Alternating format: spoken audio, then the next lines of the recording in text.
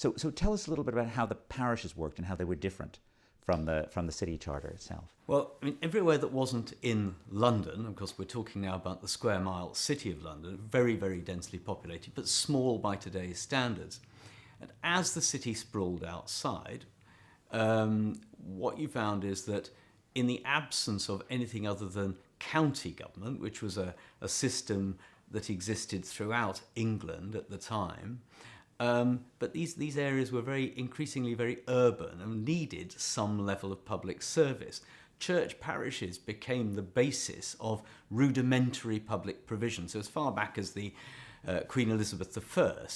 But out of that original idea grew the notion that parishes, which eventually evolved into being civil parishes with separate functions in effect, could provide basic local services.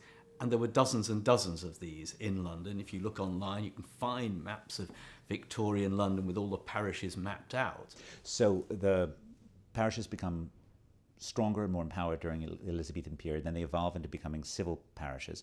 When did they become, was Camden at one point in time a parish?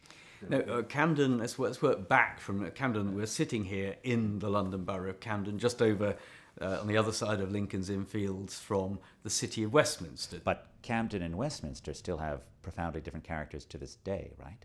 They do, and in Camden and Westminster, really interesting places, great places to study. I mean, if you come to London, either as a student or as a tourist, you walk around and you'll not notice these boundaries. But if you're careful and do a bit of sort of urban archaeology, you look at the street signs, you'll find that you are crossing boundaries.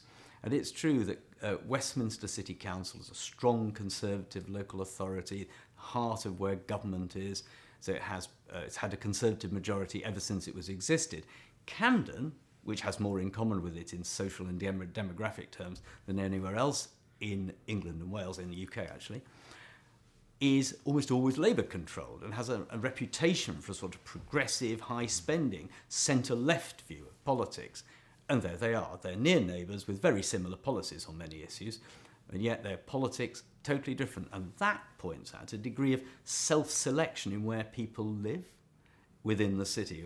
So that takes us off into a different realm again. So the boroughs have different tax rates that are typically property taxes. They control a certain amount of local building, right? The city may plan at the city level, but presumably nothing gets built in the borough unless the borough approves. Is that right? Or if you're going to build anything from an extra wall at the back of your home to a 1,000-foot high tower, the first application will go to the borough in London, not to the mayor.